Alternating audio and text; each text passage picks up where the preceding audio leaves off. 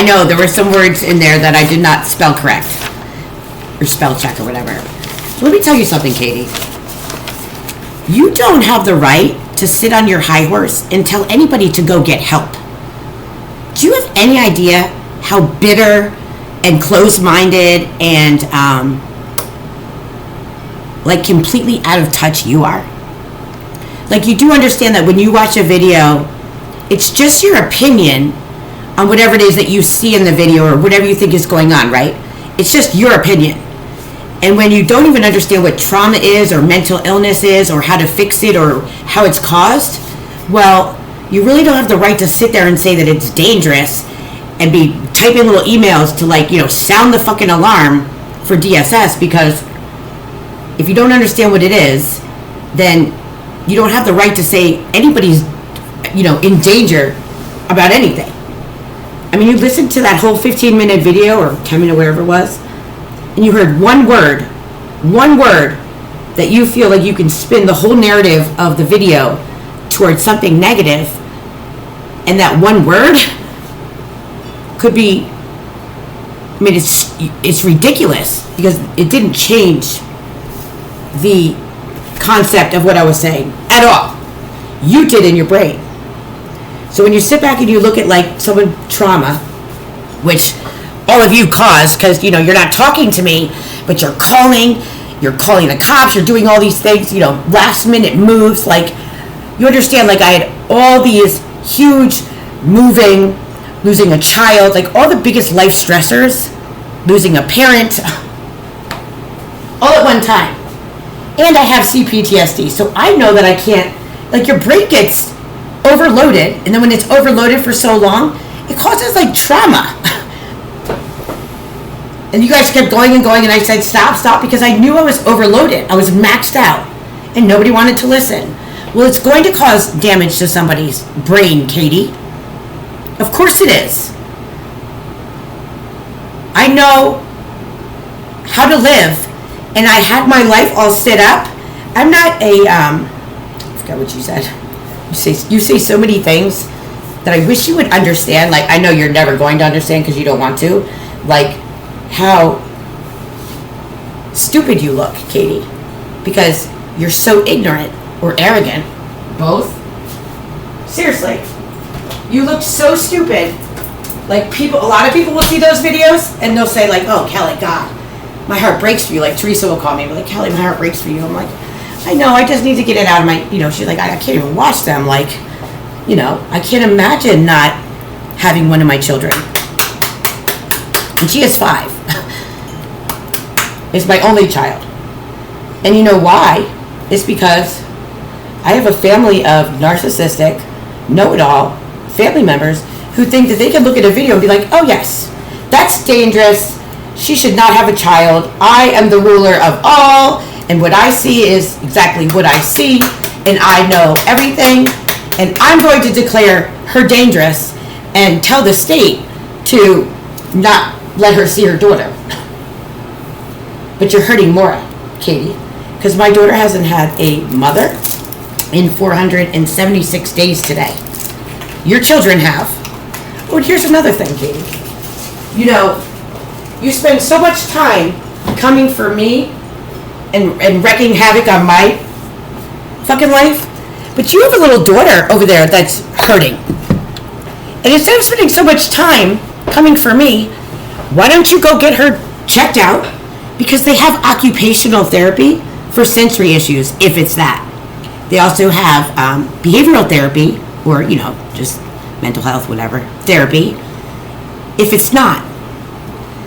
And you can fix or help her to maybe it not get even worse, or to, and you don't. So that leads me to believe that you are using that as a situation that you like to give her a hard time about, or something that you can hang over her head. And that's just selfish, and that's so much emotional neglect, and it's child abuse. Just like it's child abuse using my daughter and hurting her, using her to hurt me. And then you have the nerve to tell me to go get help? Okay. No, I really think that all of you need some help, because I certainly didn't do anything to cause you to lose $30,000, your home, your child, and your mind, possibly permanently. Did I? I mean, that's the epitome of what violence is. So you idiots want to go around and say how violent I am. That's just in your head. You see everything with a tilted or a dark cloud. You're looking through a dark cloud because you're so negative, and that's just your opinion or your whatever, you know? That doesn't make it fact. And you know how I think you have borderline personality disorder, Katie, and I know you're a narcissist, but when you think about it, look at the lengths of, look at all the time, energy, and bullshit you all have done, knowing that, like, I have no support. It's just me. I don't have family comfort. I don't have, people to, talk to on the regular. And really, I have few friends. That's kind of how I like it. But I really trust them, and they're good friends. But I don't want to bombard them all the time, every day with this shit. My best friend, her son was murdered 6 months after I lost Maura. So, as much as I will talk to Carmen, I can't. It's like, hers is like gone forever and mine isn't. And, it's just, it's horrific, Katie. What you and my family has done is fucking horrific. Like, violence is like an understatement, and you're still going, and you really have the nerve to say to me, you need to get help. Well, Katie, I'll tell you this. There's no medicine you can take to undo trauma. There is things you can take for the trauma symptoms, like when my nervous system gets revved up. There is definitely, I can take like a hydroxyzine, and of course my medicine on the regular, like, keeps it somewhat steady, but there's bad days. And when you have bad days, you have bad days. I'll be like shaking like how Grammy used to, Katie. Like, that's how serious this trauma is. When you have trauma and you re-traumatize the trauma, and then your family's like, oh, I know everything, and I'm just gonna keep fucking with her because he. You could have killed me. Mom could have killed me when I went out of the fucking house driving around in total shock. Like, shock. Well, you can't help yourself when you go in shock. I didn't know I was in shock. I didn't even know I was in shock until I think like Uncle Tom tried to tell me that when I left that first night in the hotel, but I knew I was in shock when I saw my friend Carmen after her son got murdered. Like, that day I went over there and I had to break a restraining order even though Martha's not here. Like, that's the kind of bullshit you guys did. But anyway, just stupid for no reason. Excuse me, my allergies. Like, you're in La La Land. You just, like, you can't process. You're there, like, you're still living or your life, or you're functioning, but you're like in a head fog, like totally like, huh? That's exactly how I felt when this first happened. So for people to be describing it as violence or psychosis or anything other than what it is, and it was shock, because when you don't hurt your daughter, you go into shock when your daughter gets taken. And I think you guys are really quick to going on assumptions, because I was talking to Christy about this. I don't say things to Maura to her face. So yes, if she would be outside like screaming for 2 hours, and the police had already been there 2 times or whatever, sometimes I gotta have a little temper tantrum. I will have it inside, and I'll say like, you're like your dad, da da da. I don't say it to her face. I'm inside, away from her. So I think all of you idiots, like, you really reach when you assume things, and then you don't ask questions, because of course, like, narcissistic families, they don't know how to communicate. So nobody asks any questions. They just do and do and do, and it hurts people. But like at the end of the day, all you motherfuckers are not talking to me. But I shouldn't be talking to any of you because what you all did was fucking vile. And to tell me that I need help when you are watching a situation, sitting back with your negative Nelly opinion, which is your fault, not mine. What I did to you as a kid is my fault. I've apologized for it. But at this point, Katie, you gotta let that shit go. You gotta let it go for you, Katie. You can hold on to that shit and be a bitter bitch. But like, just think of all the laughs that you're missing or the times that you're seeing through a dark colored glass because you choose to hold on to this stuff. Only you can let it go. Only you can heal yourself. Forgiveness isn't really for the other person. You have to forgive people or just forget for you. You have to. Like, you can go on and just keep, but like, this attack on me by all of you is all of your problems.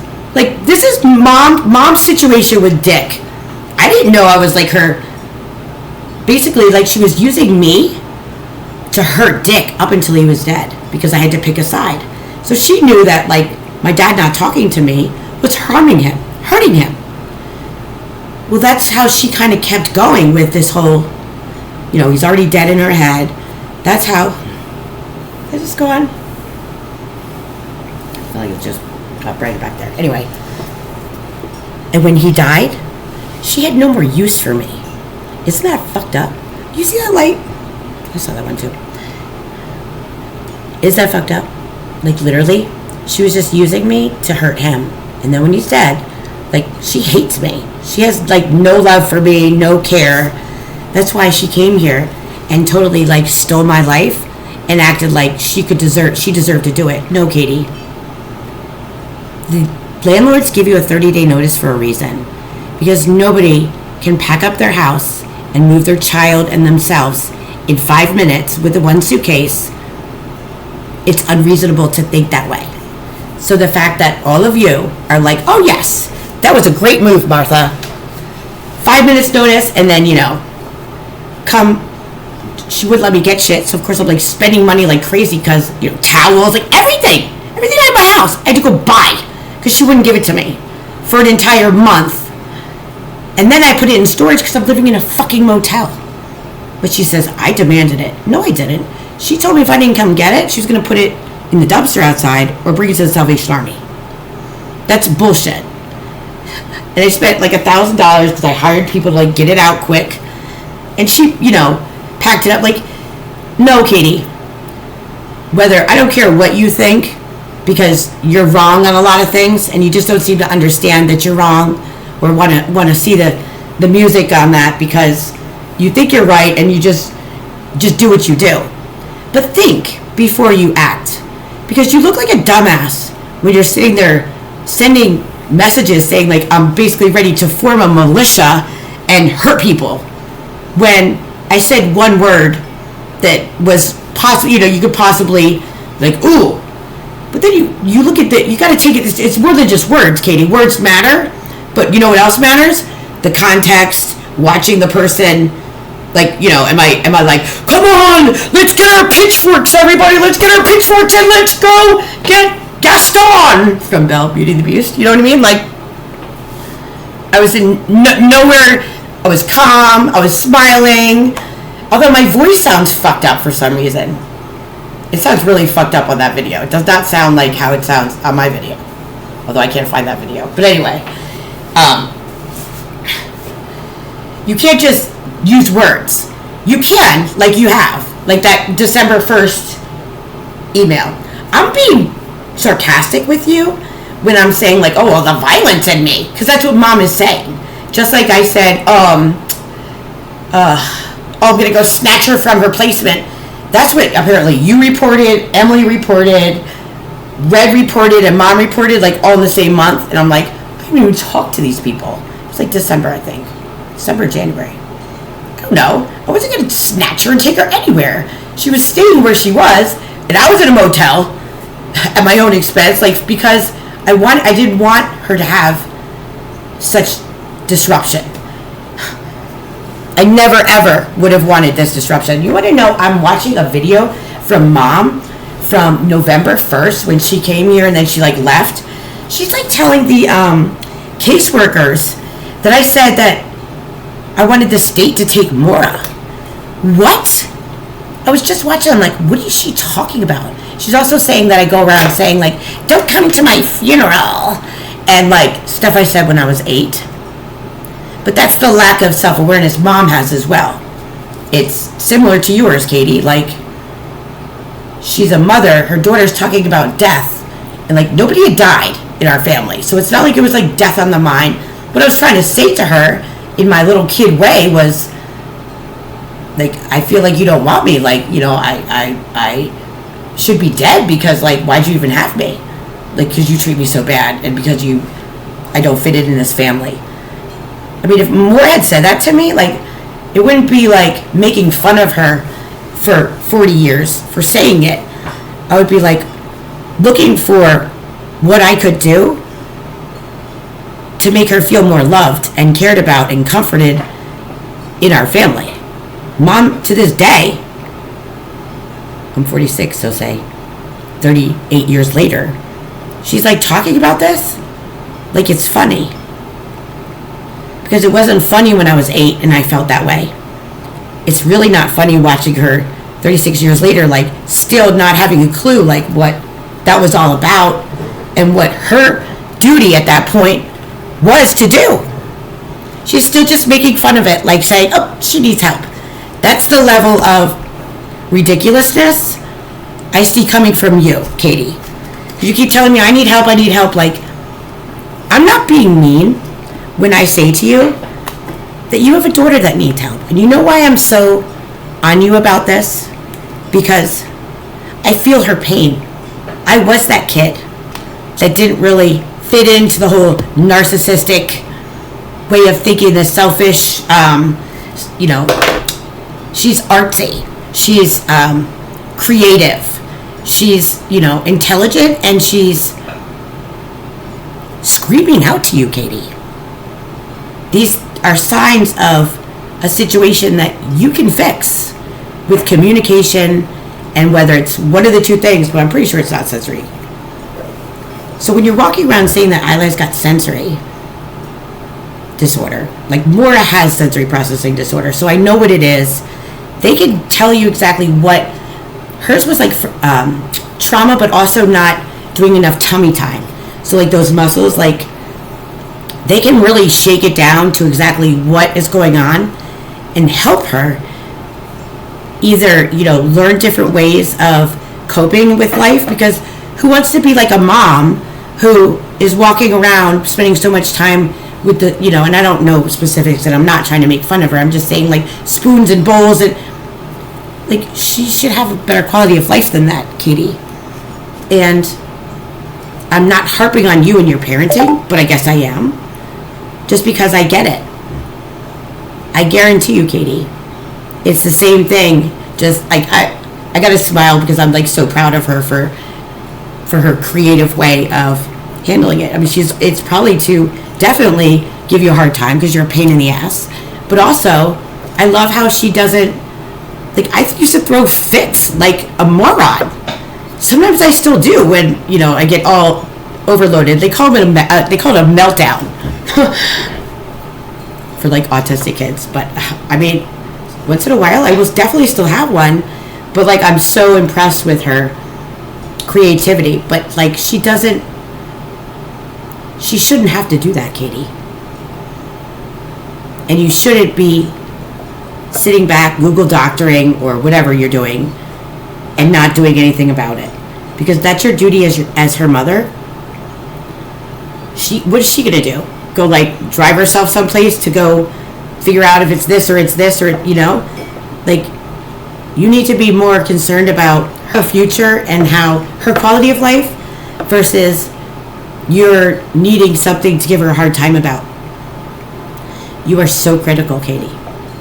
It's like you look for the negative in everything, and you just exaggerate and you make things that are like this big. When you're saying to me that, I'm losing more over and over and over again, it makes it sound like it's a situation that's really serious, of like a mom like constantly neglecting her child. That didn't happen, Katie. There was no abuse. There was no neglect. There was no dependency. That's what I keep saying. You are all making that up. You are all making up that she felt like unsafe, blah, blah, blah. And I'll tell you, like, even Uncle Tom, who is a psychotherapist, by the way, he could not wait to hear those visitation videos because he wanted to know. Mom's saying the same thing too. Like, you guys make assumptions about stuff, and you might have been right. Like, I think we were all concerned, but when I went to visitation, like, anyone can tell by listening to those videos that she feels safe. She's, loved. She's, we have a good relationship. So running around telling the whole family that, this has happened so many times, and I'm just a drug addict, and I'm just need so much help, and I should just go bebop over to the mental health place or whatever, because you don't know. Oh, go inpatient. Like, you don't even know what inpatient is. You don't know what the healing process is for trauma. And it's not something you just go, like, bebop into the mental place and, like, take care of it or take a pill for it and be like, oh, all good. That's kind of the problem and the severity of it, and that's why I was saying stop. Please stop. Begging all of you to please stop. Like, I was overloaded. It was too much. You certainly weren't calling me to see if, you could comfort or anything. You were just going to war, and it wasn't just you, DSS. And then Mom would say something to, like, the school resource officer, and she would do it. I mean, it was too much. And you guys meant for it to be like that, but at the end of the day, I don't think you understand what trauma is and re-traumatizing trauma and just all of the terrible things going on. And you really have the nerve. Like, do you want to know, like, you watch your sister literally lose her entire life for no purpose. Like, I committed no crime. For no purpose except spite. And you see her in pain, like emotional dysregulation is feeling sad and angry and frustrated and overloaded and, like, overwhelmed. All at one time, and, like, more just, like, sad. Because I love being a mom. I love my daughter. I'm not violent. What you see is whatever you want to think, but don't always trust yourself, because I can tell you I wouldn't have all these problems and I wouldn't be so sad and scared and all this shit if my family didn't walk me right into this shit. I didn't call DSS. The police didn't call DSS. No teacher or doctor or therapist. I was going down the route that it takes to, understand what the behavior change was all about and what I needed to do to help her. It doesn't happen overnight. It's not like, there's no, like, quick fix to shit like this. But there is something that can make it far worse. And that's a bunch of family members who think they know everything and just want to tell me to go get help.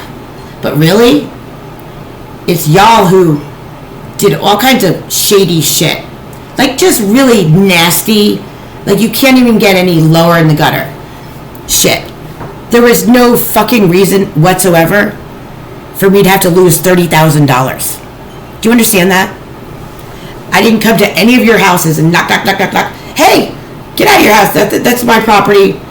And go throw you out, so you have to go, buy new towels and whatever, and then tell you to come get your stuff a month later. I mean, that's really, and then all the while, basically, what she was reporting to DSS makes me sound like I have an intellectual disability, like what we used to call retardation.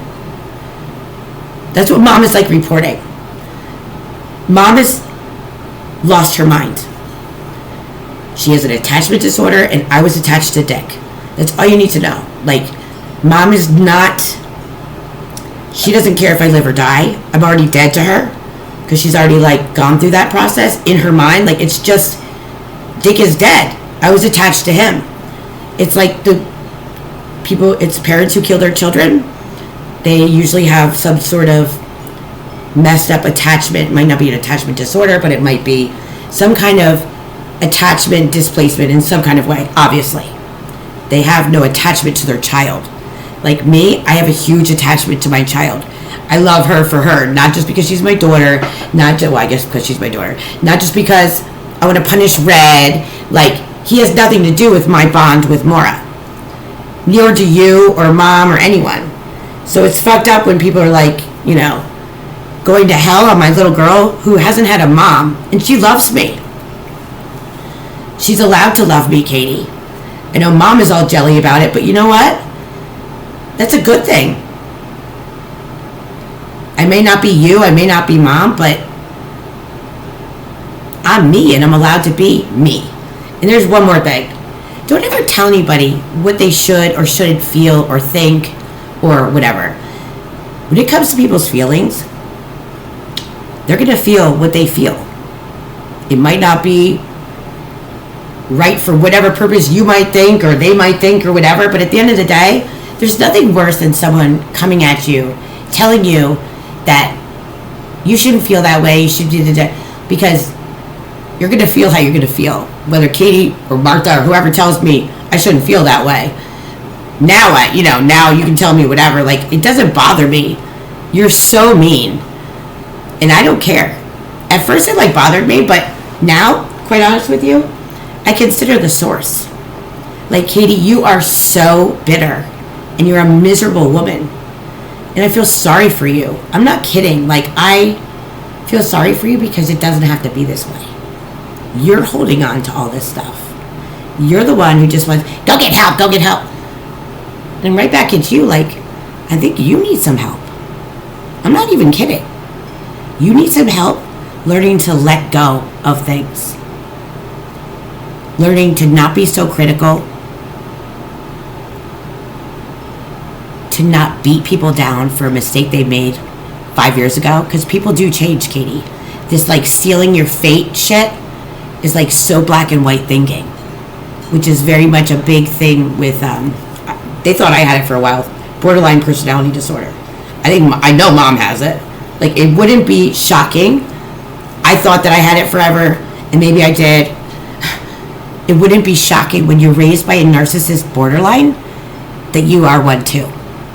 It just, that's how you learn to live. That's how you, whatever. But at the end of the day, what you do with yourself now, and for your children and for yourself moving forward, is what's most important.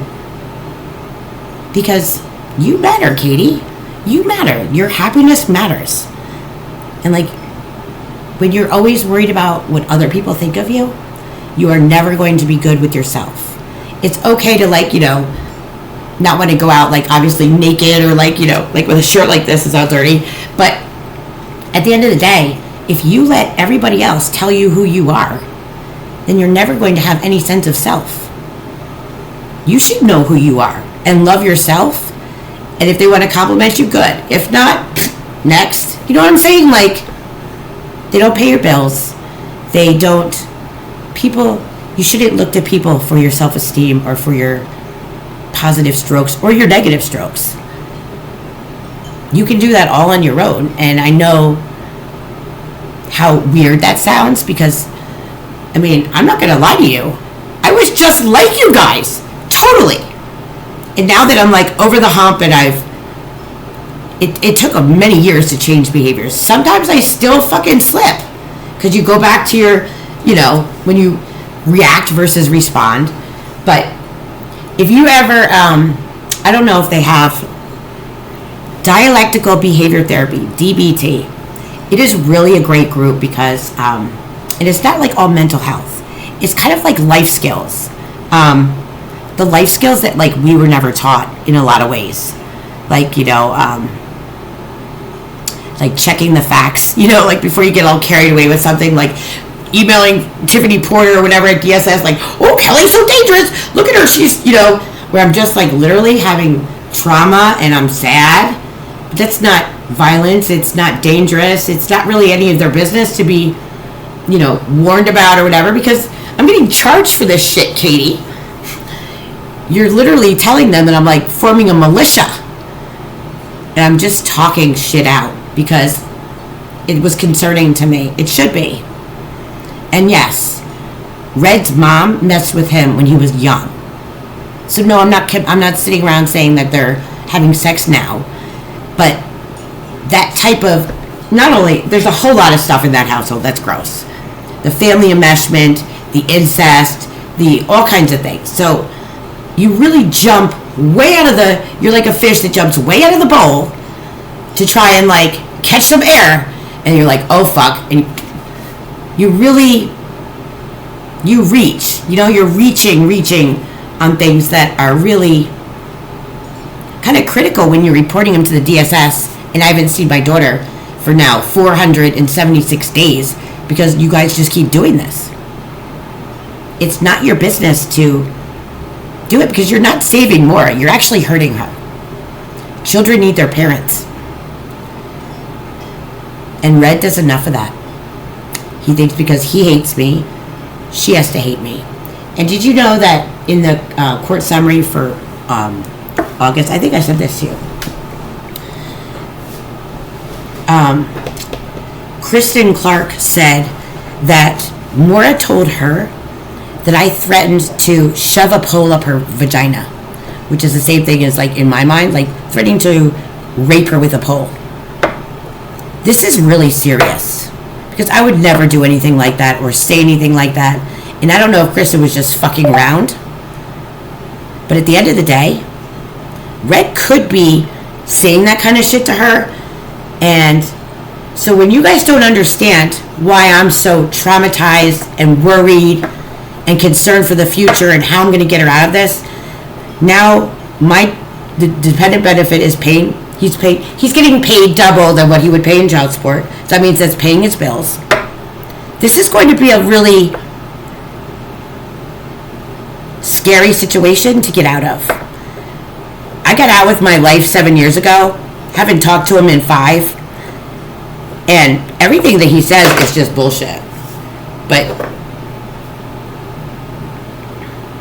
understand that he's a very violent man. He's very violent in a lot of different ways. And, he doesn't like to work. He's lazy as fuck. So this is going to be a really sticky situation to undo or even to see my daughter. And when you have an entire family who just wants to hurt you so bad that they don't think about Maura or the violence or the danger for both of us, it's really something that they should have stayed out of, because none of you know that or understand that, and then you want to sit down and be like, you need help. Like, no, this was a very traumatic and dramatic and chaotic and not my style type of situation. It's everything that I built my life totally different to avoid, or like leave to the minimum. You can't always avoid the unknown, but I kept it to a very little minimum because I know I get overwhelmed so easy. So the fact that my own mother and my family, who keeps telling me, you need help, came in and totally disrupted my entire life, my brain, my money, my everything. And like, I literally, you all went to war with me just so you can like be like, you need help. Please understand something. That is psychotic. That is really gross. And don't think it's just me saying that. I guarantee, I'm telling you, because I get a lot of messages on the side. They don't say anything on Facebook, and pretty much I tell them not to, because like, you guys will come for them. But like, people are very concerned about you, Katie. They're concerned about me, but they're concerned about you too, because they're like, why is she holding in all this stuff? I'm like, I don't know. You are coming for me and for my daughter like we just killed your cat yesterday. And I would never kill your cat. I certainly didn't hurt you or your family. And when I'm talking about Isla, like, I'm not trying to get on your case about your parenting. I'm trying to help you understand what you're not seeing, because until you like understand things like this, you don't see them. So it's not like you should be expected to, if that makes sense.